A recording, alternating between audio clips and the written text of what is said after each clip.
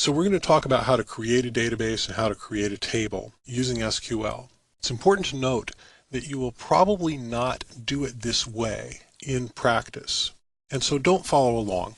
How this is done differs dramatically from one database management system to another. And most of the time when you need to create a database or create a table, you won't be using SQL. You will either use the interface that comes with your database management system if you're creating the database and the tables for your own use, or if you're creating them for the purpose of an application that you've acquired, you've downloaded it from the internet or you've purchased it, there's usually scripts that will create the databases and the tables for you in the specific ways that they need to be created in that specific environment. So this is for informational purposes only. You don't need to follow along, but here's, generally speaking, what the SQL looks like for creating a database and for creating a table. A database is created using the create database statement. Create database and the name of the database, and we'll go ahead and run it. So the database has been created. The way SID works, because the web is a context-free environment, we need to load it again so that you can see the database show up here in the list, and there it is. And now we can create a table.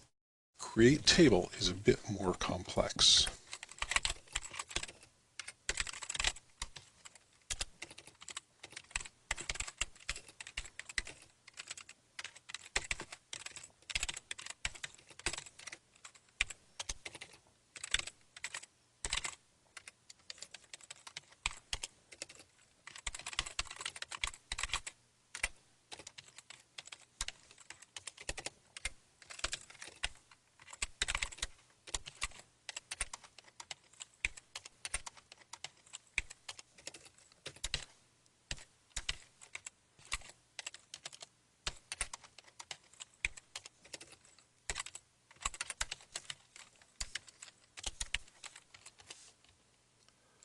Now this create table statement is a bit larger than our text box, and that's okay. You can see that it's indented so we know what all relates to what.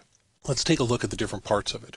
Create table and the name of the table, and then within these parentheses is the definition of the table. It's called the table definition.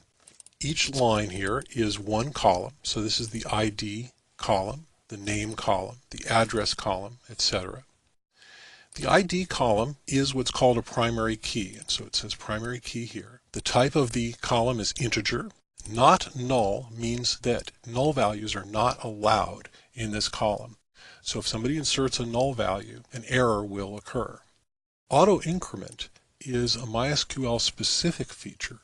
This particular syntax will not work in other databases, but other database systems will have an equivalent feature. What this does is automatically inserts a value that's the next available integer for this column. So when you insert rows into this table, you don't insert an ID column. The database takes care of that for you and automatically gives you the next incremental value. So the first row will have a 1 in this column, the second row will have a 2, and on and on and on. And that can be used as an ID for linking the tables together with joins, and we'll learn about that in a later lesson. The name column is of type varchar, how I pronounce it. And again, this is another place where this is vendor specific. In different databases, this will be called something else. Unfortunately, this is one of the areas where databases are the most different. And again, this is one of the reasons you won't be writing this SQL yourself very often.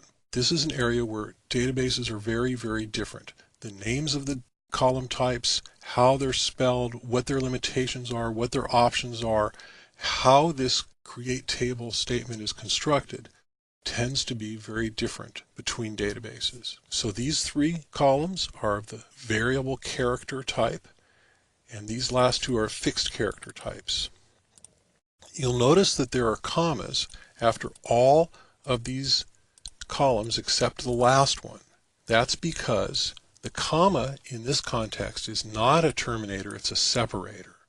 And so you have commas in between the columns, but not between the last column and the closing parentheses. I included a semicolon here because the create table statement tends to usually be in a context where there's multiple statements. It's usually followed by another create table or a set of inserts. So they tend to have semicolons, but again, it's just going to depend a whole lot on the context. So that's how you use create database and create table. It's good to know generally how these statements work, even though you will probably create your databases and your tables in other ways. This is generally what the SQL looks like.